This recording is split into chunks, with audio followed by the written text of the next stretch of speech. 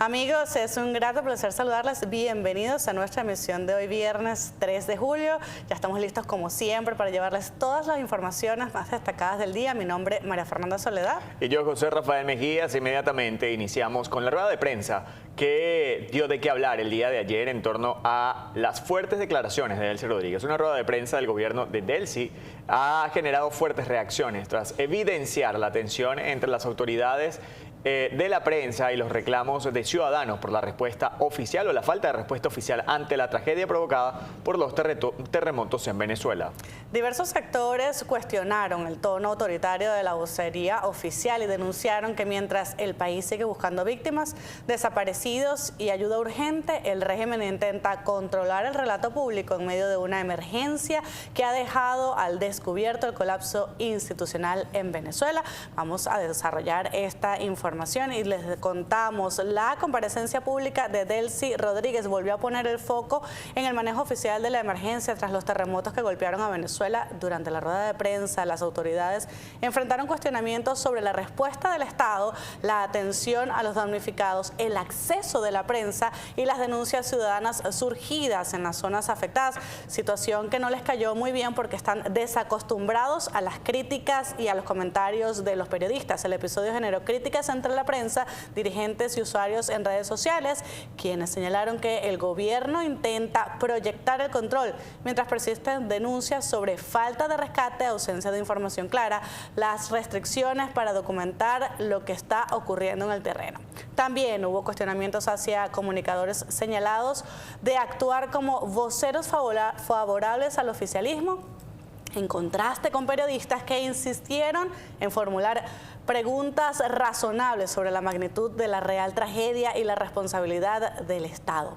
Para sectores críticos, la rueda de prensa evidenció que el país enfrenta no solo una emergencia humanitaria, sino también una disputa por la verdad, la información y el derecho de los venezolanos a saber qué ocurre con las víctimas, los desaparecidos y las comunidades afectadas.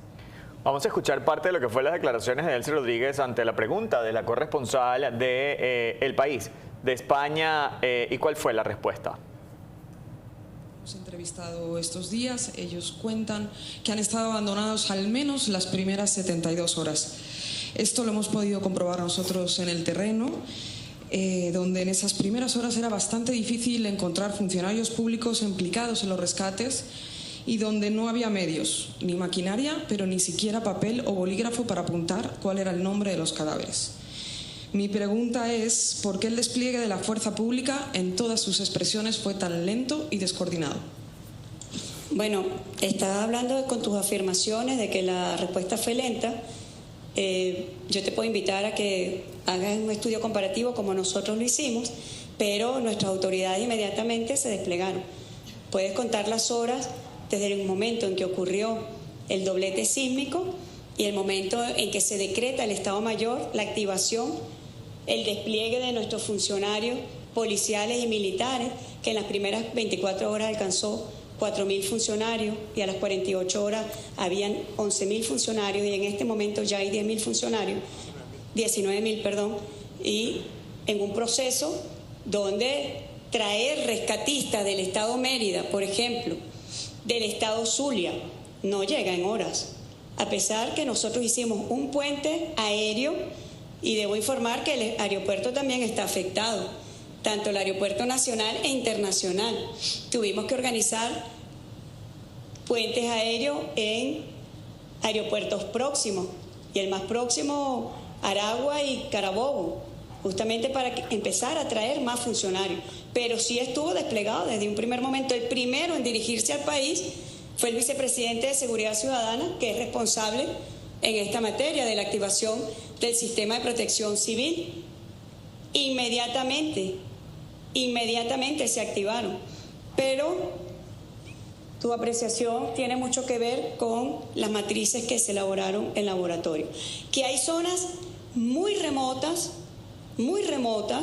que sí tomó no un día, sino 2 días, porque hubo que despejar, o sea, habían vías completamente tapiadas donde no llegábamos ni siquiera con motorizados, pero al día siguiente ya los motorizados estaban llegando, nuestros funcionarios estaban llegando, activamos sistemas de drones, pedimos apoyo a los rescatistas estadounidenses que pusieran a disposición de Venezuela acceso a imágenes satelitales y de drones para saber en esas vías remotas qué era lo que estaba sucediendo.